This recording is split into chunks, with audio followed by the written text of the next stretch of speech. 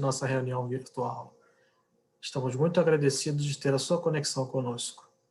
É muito bom estar aqui, dando sequência às nossas reuniões públicas virtuais.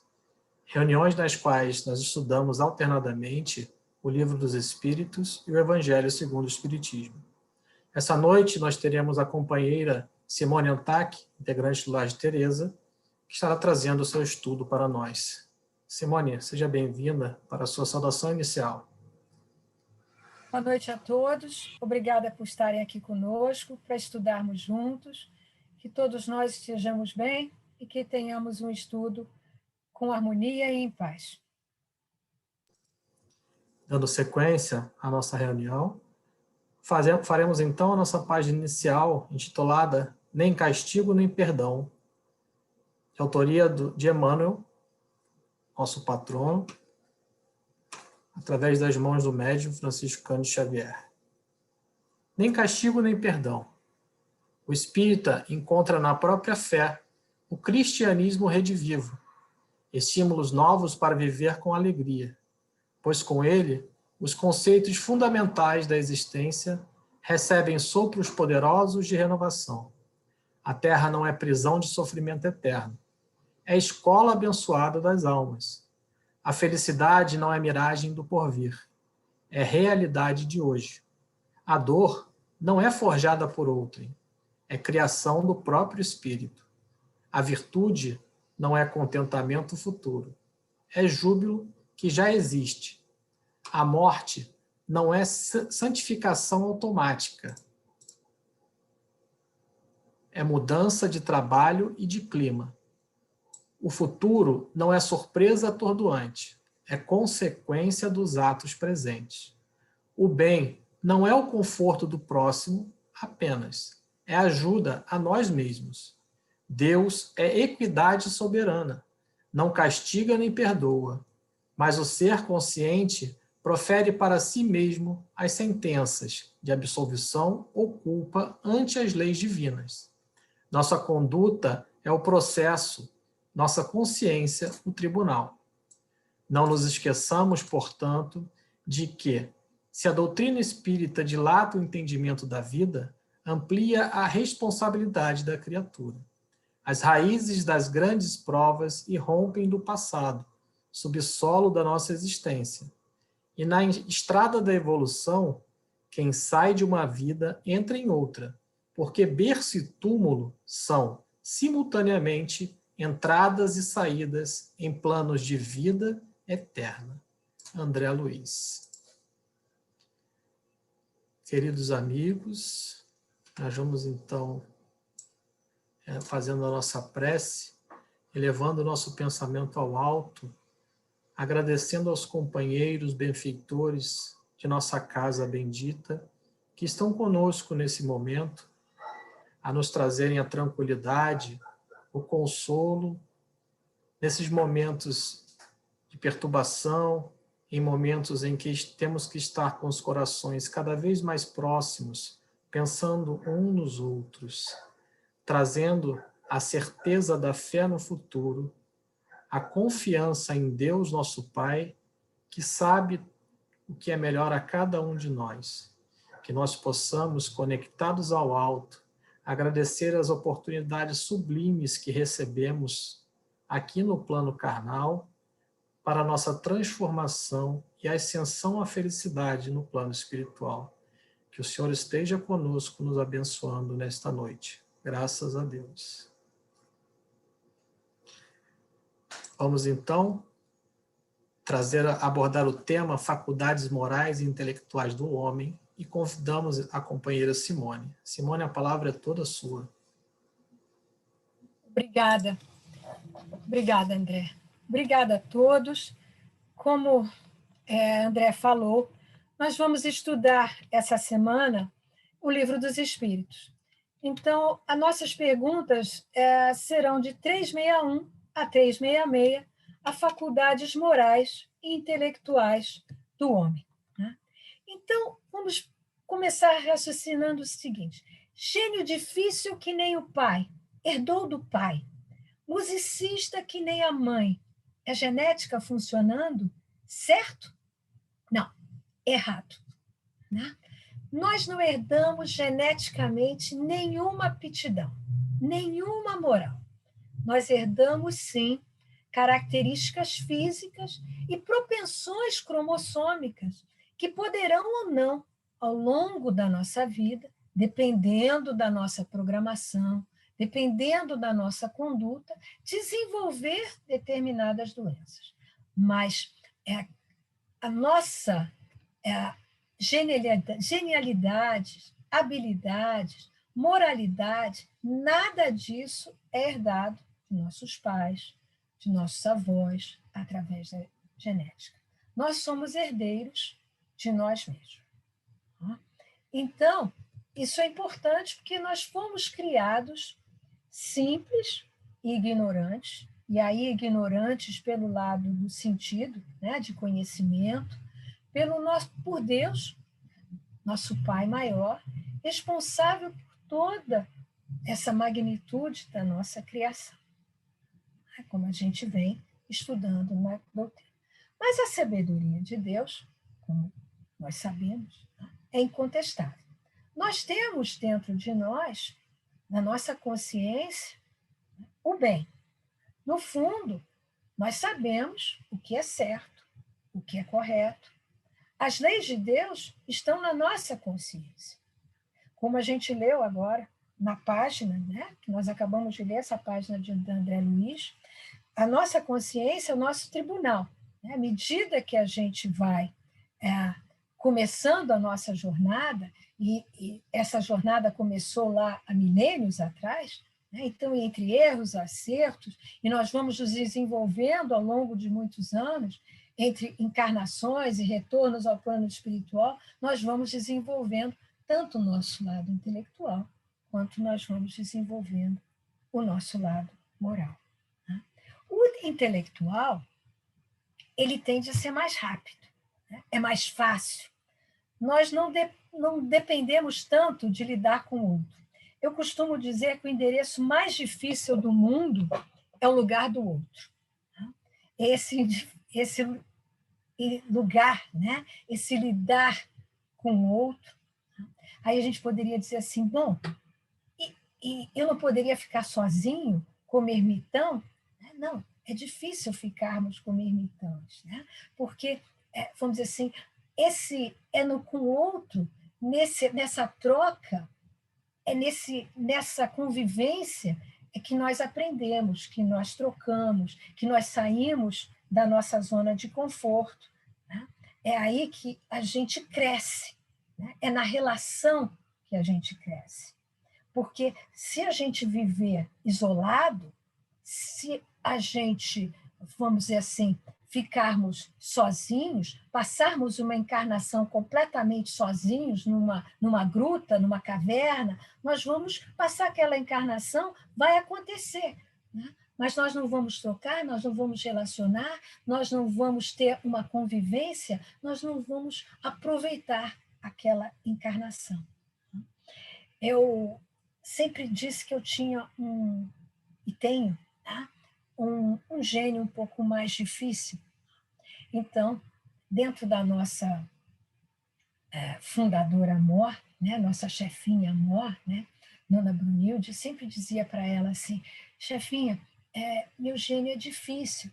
E ela, dentro daquela bondade dela, em querer dar uma explicação, né, um conforto, um amparo, e ela dizia assim, não, eu também tenho um gênio difícil, e uma vez ela sempre contava histórias para nós, né, que exemplificavam.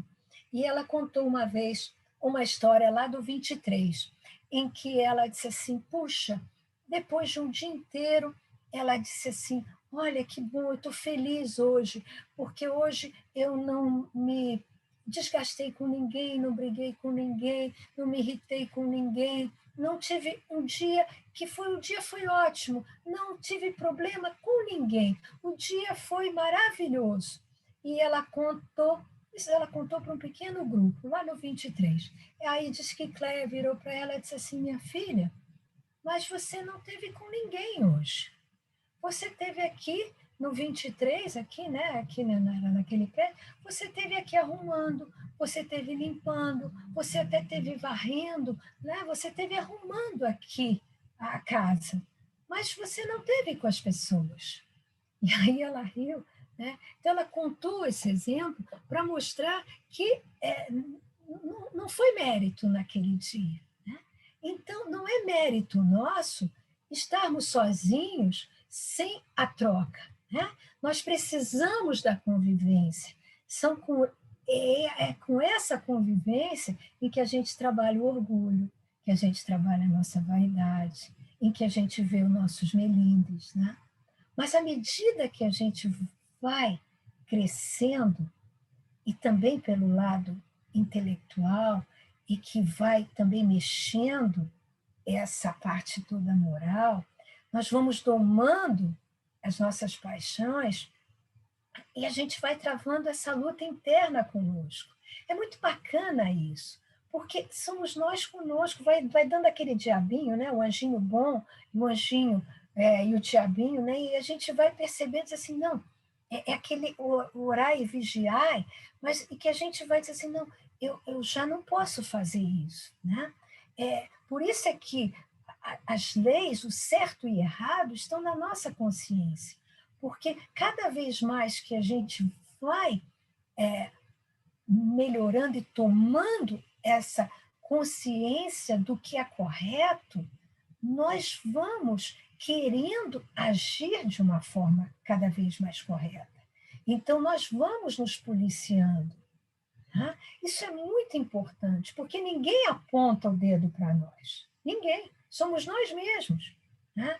Somos nós mesmos que começamos a errar e começamos a querer rever cada vez mais a nossa conduta, que começa a incomodar quando nós agimos de uma forma errada. Né? Isso é muito bonito, gente. Isso é muito forte, porque é uma reeducação de dentro para fora. Né? Então, quando vem aquela sementinha, quando começa a dizer, né, que começa a brilhar aquela luzinha de dentro de nós, é isso. Né? É uma reeducação nossa. Né? Agora, claro que dentro das inúmeras encarnações que nós temos essa bendita oportunidade de ter, nós temos, por merecimento, famílias que a gente reencarna por afinidade. Tá? E essas afinidades podem ser por laços afetivos anteriores, por compromissos anteriores também. Ou, por exemplo, eu citei lá no início, por exemplo, a música, né? Uma mãe que tivesse a música, eu posso ter, vamos dizer assim, um lado musical, né? Então, eu posso renascer numa família que já tenha uma família de músicos, mas não é que eu herde isso geneticamente, mas eu vou potencializar, educar esse meu conhecimento que eu já tenho nessa família. Né? Então, por isso eu renasço nessa família por uma afinidade. De um outro exemplo, né? Eu posso vir com uma programação, uma responsabilidade na área científica. Então, eu posso renascer, reencarnar numa família que já tem uma tradição nessa área. Né? Então, não é porque uma família de cientistas, uma família de médicos, e herdamos geneticamente isso. Não herdamos, não. Mas eu posso estar numa afinidade reencarnando nessa família. Tá? Até por merecimento. Para que nós sejamos educados, tenhamos um caminho facilitado, mas não voltamos a falar, não herdamos nenhum conhecimento geneticamente por isso. A nossa família, via de regra, é a nossa grande primeira educadora. Daí a importância da evangelização, dos nãos que recebemos, do aprender a socializar, o dividir, o esperar, do ambiente que temos em nossa casa. Tudo isso faz muita diferença. Tá? Mesmo para aqueles que moram sozinhos, nunca estamos sós. Tá? Nós sabemos que nós estamos permanentemente cercados de espíritos à nossa volta. Então, o nosso pensamento importa, as nossas atitudes importam, a nossa conduta é sempre observada no mundo carnal, né, e pelo mundo espiritual. Então, nós sintonizamos sempre e atraímos sempre. Então, aqueles que moram sozinhos também atraem companhias de acordo com a vibração e sua conduta. Então, é muito importante sempre lembrarmos disso. E também lembrarmos que o nosso livre-arbítrio é e será sempre respeitado. Tá? Então, nessa jornada nossa linda, longa, evolucional, eu sempre gosto de fazer uma analogia, uma metáfora, né, quando a gente pensa nessas duas faculdades morais e intelectuais. Né? Se a gente pensar que a gente possa chegar, eu não sei se alguém aqui conhece, né, asa delta ou coisa, chegar num topo de uma montanha e voar de asa delta. Né? A asa delta, ela tem os dois lados. Né? A asa delta, como qualquer asa, como qualquer avião, ela precisa das duas asas. Né? Então, nós também precisamos, fazendo uma metáfora com as duas faculdades, as duas faculdades morais, intelectuais, é como se fossem as duas asas. Nós precisamos das duas asas. Tá? Então, é como se a gente chegasse aqui, né? A gente chegasse aqui no topo da montanha, né? Então, eu fiz essa ilustração aqui para vocês. Uma asinha do conhecimento só, ela não faz a gente voar. Né? Como a outra asinha, a gente precisa das duas. Se eu tivesse também só a outra asinha, também não. Nós precisamos das duas asinhas, né?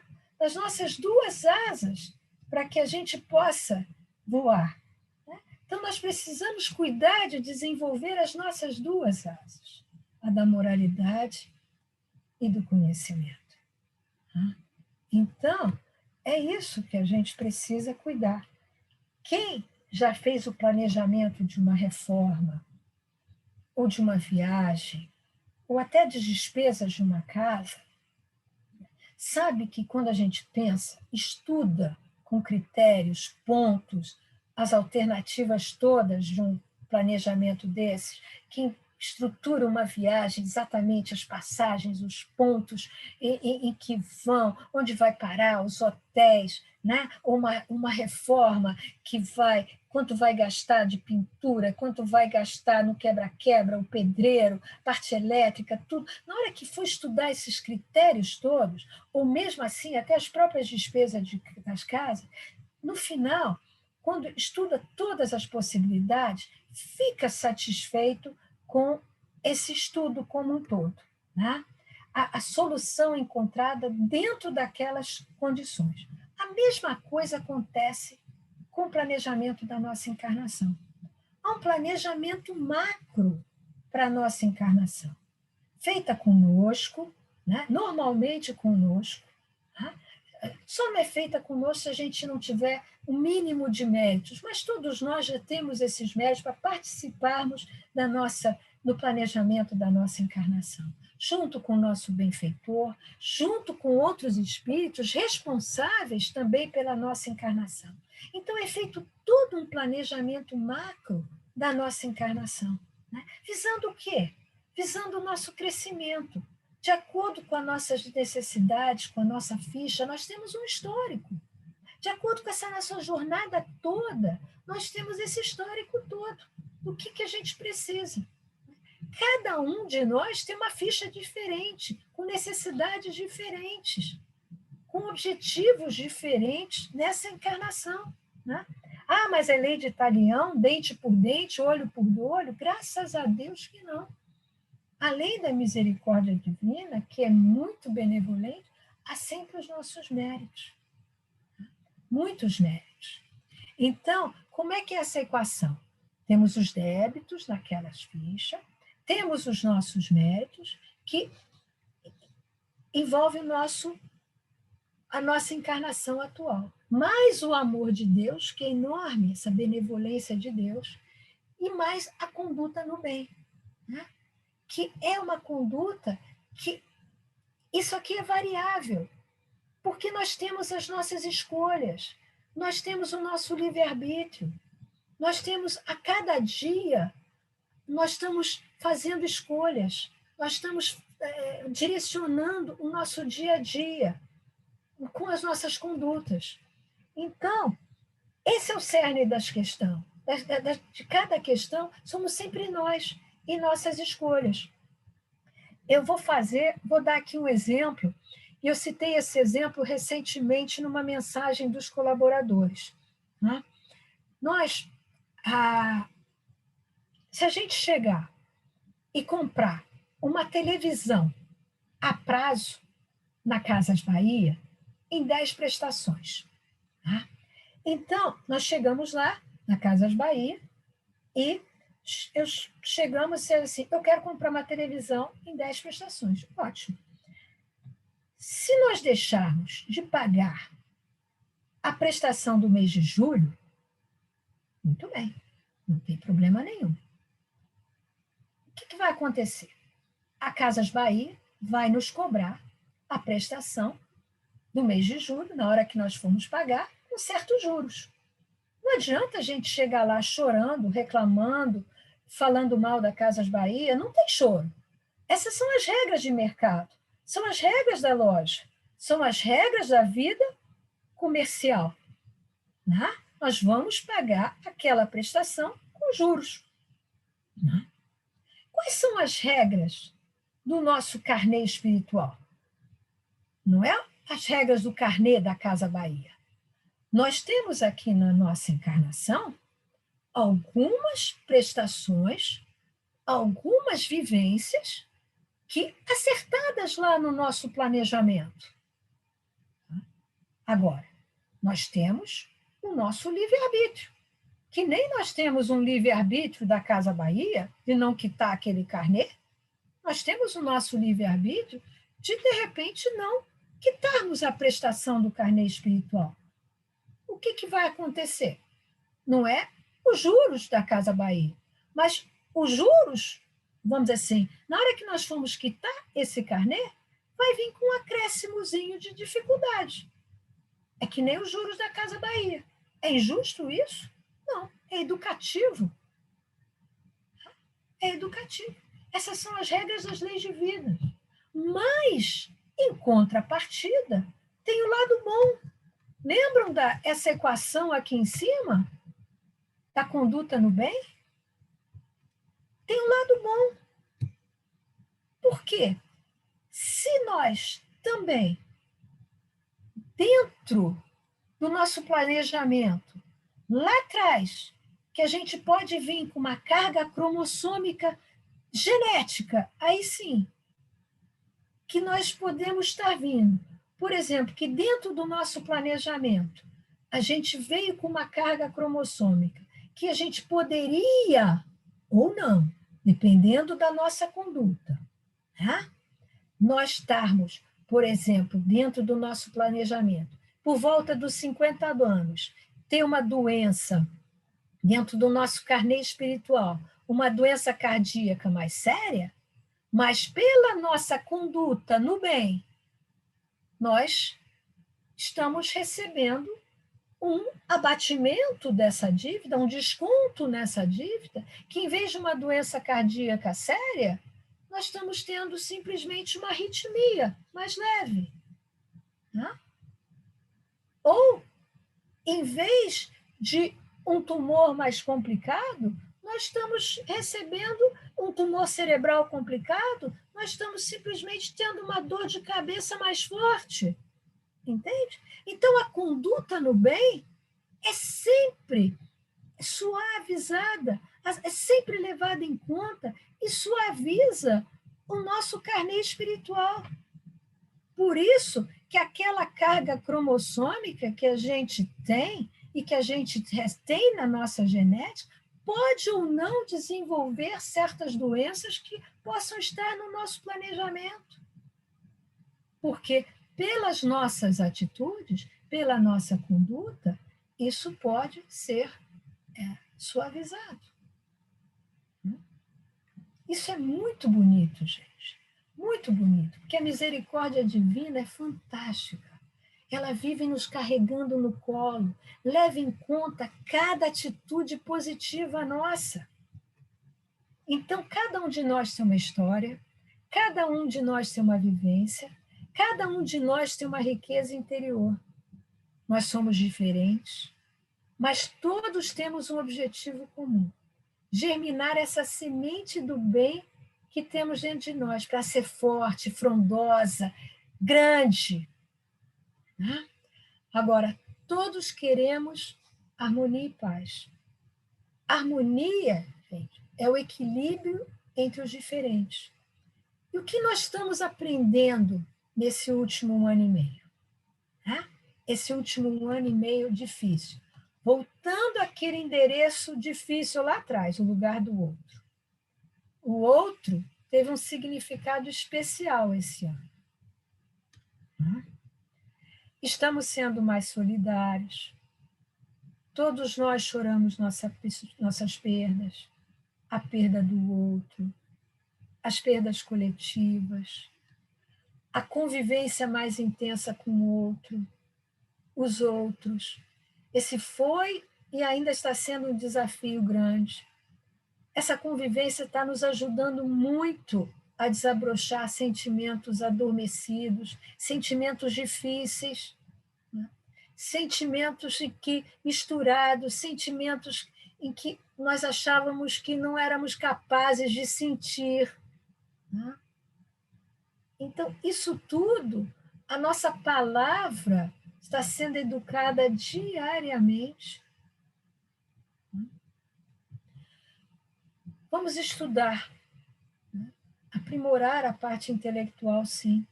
E não falamos aqui só de estudo na parte espiritual. Há muita cultura à nossa volta. Muita cultura. Nós temos que ter uma formação global. Formação global. É importante isso. O mundo não será o mesmo depois da pandemia, e graças a Deus, a grande maioria de nós se deu conta dos valores que realmente importam. Isso foi um grande ganho que a Terra, como um todo, está recebendo depois dessa pandemia. Né? E talvez a gente tenha amadurecido mais nesse 1 ano e meio do que nos últimos 10 anos. Eu me atrevo a dizer nos últimos 10 anos, né? Mas eu acho que talvez tenha sido mais do que 10 anos. Né? Então, todos nós temos erros, mas a nossa semente do bem está crescendo forte. Né? E eu diria que essa energia de Deus, nosso Pai maior, que acompanha cada um de nós na caminhada, nos vitalizando, nos amparando, nos iluminando, né?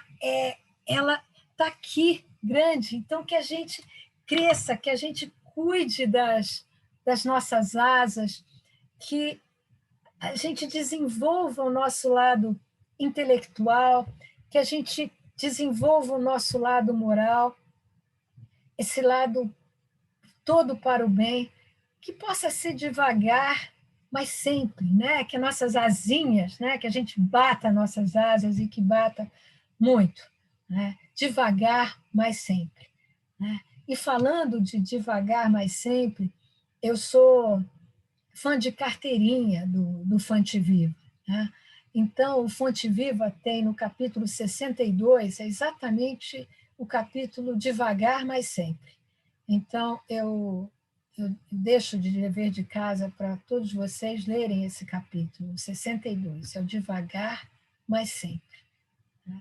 E que todos nós possamos ter uma semana de muita paz, abençoada, que nossos amigos espirituais nos amparem, que Deus continue nos iluminando e que nós possamos cuidar das nossas asinhas intelectuais e morais. Um beijo em todos vocês. Muita paz. Simone, muito obrigado por essas palavras carinhosas. pela disponibilidade que teve conosco essa noite. Agradecemos também àqueles que estão conosco, assistindo a nossa reunião até agora, esse momento. E queríamos lembrar-lhes que na nossa próxima segunda-feira, também às 19 horas, estaremos abordando o tema O Espírita no Momento Atual. Quem nos trará o estudo será o companheiro Eduardo Araújo, psicólogo, diretor da Rádio Rio de Janeiro, apresentador do programa Analisando os Fatos, integrante do programa Debate na Rio. Daremos sequência, então, com a nossa prece final para encerramento do nosso encontro. Queridos amigos, novamente nós os convidamos a fechar os olhos, a unir os pensamentos em oração, para que através dessa corrente do bem, dessa nuvem de pensamentos positivos, possam alcançar nossos queridos familiares, nossos amigos e todos esses trabalhadores abnegados que estão junto a nós, trazendo conforto, trazendo carinho e esperança. Que nós agradecemos, então, ao nosso Pai e a Jesus por essa fonte inesgotável de amor, por essa fonte inesgotável de carinho e de consolação que é a doutrina espírita. Que nós possamos, com os corações mais leves, dar graças a Deus e um muito obrigado por nosso encontro de hoje. Graças a Deus.